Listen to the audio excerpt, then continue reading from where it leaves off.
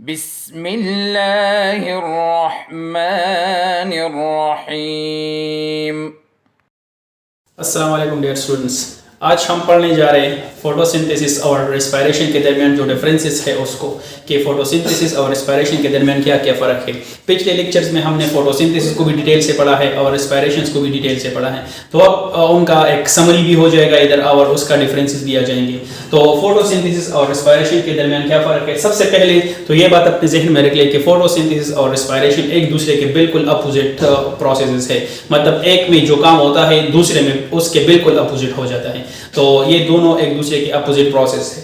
सबसे पहले क्या होता है, photosynthesis is energy storing process. Energy storing process का मतलब ये है कि सब सनलाइट को जब उसको कैप्चर किया जाता है, वो जब उसको कैप्चर कर लेते हैं तो उसको केमिकल एनर्जी में स्टोर कर लेते हैं। लेकिन उसके मुकाबले में जो रेस्पिरेशन है वो एनर्जी रिलीजिंग प्रोसेस है।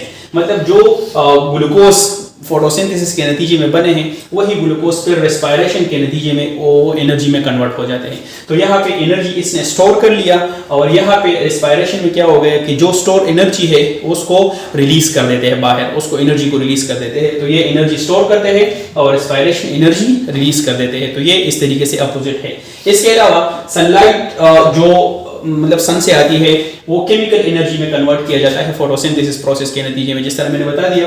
लेकिन यहाँ पे जो रेस्पिरेशन है वहाँ पे वही केमिकल एनर्जी जो रेस्पिरेशन के नतीजे में बना है वो फिर अवेलेबल हो जाता है सेल्युलर एक्टिविटीज के लिए। मतलब उसको हीट एनर्जी में कन्वर्ट कर लेते हैं, एटीपी में कन्वर्ट कर लेते हैं और फिर एटीपी सेल को अवेलेबल हो जाती है और सेल उसको इस्तेमाल कर लेते हैं। तो यहाँ पे सनलाइट कन्वर्ट हो गया केमिकल एनर्जी में और रेस्पिरेशन में वही केमिकल एनर्जी फिर एटीपी में कन्वर्ट हो जाता है और सेल्स उसको इस्तेमाल कर लेते हैं। तो ये इसका दूसरा डिफरेंस आ गया। अगला डिफरेंस ये है कि यहाँ पे कार्बन डाइऑक्साइड और वाटर एज अ यूज होते हैं रॉ मटेरियल के तौर पे। मतलब ये दोनों मिल जाते हैं और उसके नतीजे में ग्लूकोज बनेगा और ऑक्सीजन बन जाता है।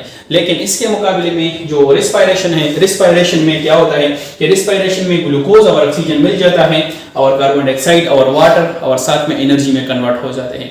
तो यहाँ पे कार्बन डाइऑक्साइड और वाटर मिलते हैं और ग्लूकोज और ऑक्सीजन बना लेते हैं। यहाँ पे ग्लूकोज और ऑक्सीजन मिल जाते हैं और कार्बन डाइऑक्साइड और वाटर बना लेते हैं। तो इसी तरीके से ये उल्टा प्रोसेस है एक दूसरे के। यहाँ पे ऑक्सीजन प्रोड्यूस हो जाता है, जिस तरीके से यहाँ पे मैंने लिखा है रिएक्शन में कि ऑक्सीजन यहाँ पे तैयार हो जाता है, ऑक्सीजन यहाँ पे प्रोड्यूस हो जाता है। लेकिन यहाँ पे वही ऑक्सीजन इस्तेमाल हो जाता है। यहाँ पे वो ऑक्सीजन इसके साथ रिएक्शन कर लेता है, ग्लूकोज के साथ रिएक्शन कर लेता है और वो इस्तेमाल हो जाता है अपने प्रोसेसेस के लिए, अपने एनर्जी प्रोडक्शन के लिए वो इस्तेमाल होता है। लेकिन यहाँ पे वो प्रोड्यूस हो जाता है। जो फोटोसिंथेसिस का प्रोसेस है, फोटोसिंथेसिस का प्रोसेस ग्रीन प्लांट्स में, एल्गी में और कुछ बैक्टीरिया के अंदर ये होता है। मतलब जितने भी ग्रीन प्लांट्स आप लोग देखते हैं उसके अंदर ये प्रोसेस होता है। जो एल्गी जो पानी के अंदर ग्रो होते हैं उसके अंदर ये प्रोसेस हो जाता है और साथ में कुछ बैक्टीरिया के अंदर। याद रखें कि सारे बैक्टीरिया के अंदर ये प्रोसेस नहीं होता, लेकिन कुछ बैक्टीरिया जिसको हम ऑटोट्रॉपिक बैक्टीरिया कहते हैं उसके अंदर ये प्रोसेस हो जाता है। या हम यूँ कहेंगे कि मतलब जिसके अंदर जो ग्रीन किस्म के बैक्टीरिया होते हैं या मतलब उसके अंदर ये प्रोसेस हो जाता है। इसके अलावा जो रेस्पिरेशन वाला प्रोसेस है ये हर एक ऑर्गेनिज्म के अंदर होता है। ये हर एक ऑर्गेनिज्म के अंदर होता है।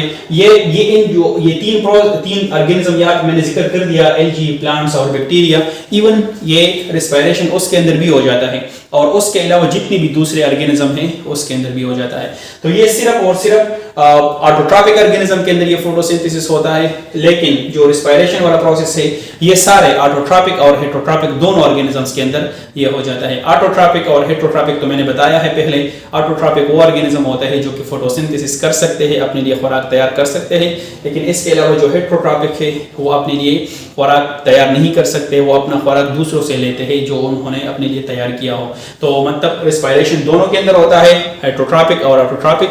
लेकिन फोटोसिंथेसिस सिर्फ ऑटोट्रॉपिक ऑर्गेनिज्म के अंदर होता है, जो कि यहाँ पे मैंने जिक्र कर दिया।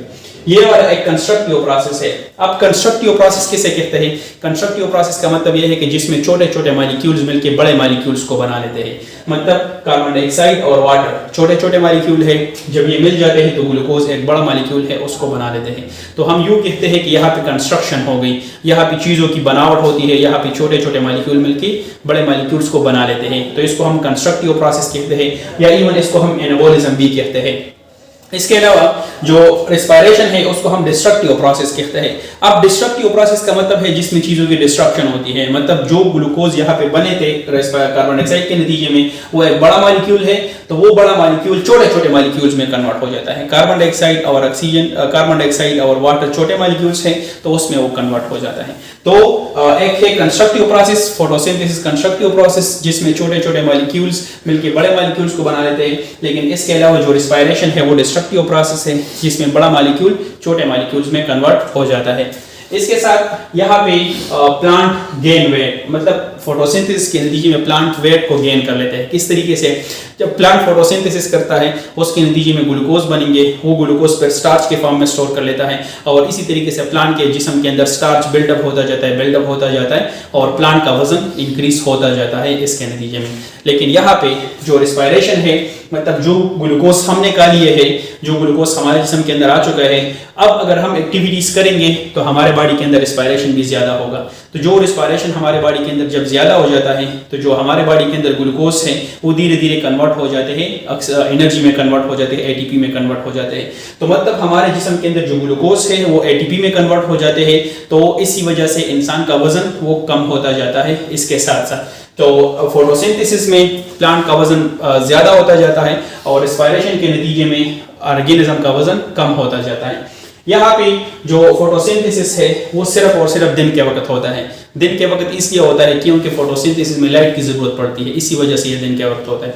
लेकिन जो रिस्पायरेशन है वहाँ पे किसी भी किस्म की लाइट की जरूरत नहीं पड़ती, तो इसी वजह से हम ये कहते हैं कि वो हर एक टाइम पे हो सकता है, उसके लिए कोई खास टाइम रिक्वायर्ड नहीं है, वो हर एक टाइम पे हो सकता है। लेकिन इसके अलावा जो फोटोसिंथेसिस है वो सिर्फ और सिर्फ दिन के वक्त हो सकता है।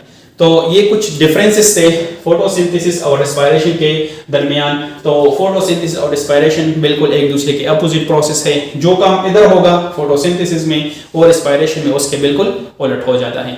तो यहाँ पे आप लोगों का चैप्टर कंप्लीट हो जाता है। इंशाल्लाह फिर हम अगले लेक्चर में चैप्टर नंबर 8 को स्टार्ट करेंगे। तो इंशाल्लाह फिर अगले लेक्चर में मुलाकात होती है। तब तक के लिए अल्लाह हाफिज़। अल्लाहुम्मा अंफ़अना बिमा अल्लमतना वअल्लिमना मा यंफ़अुना वज़िदना इल्मा।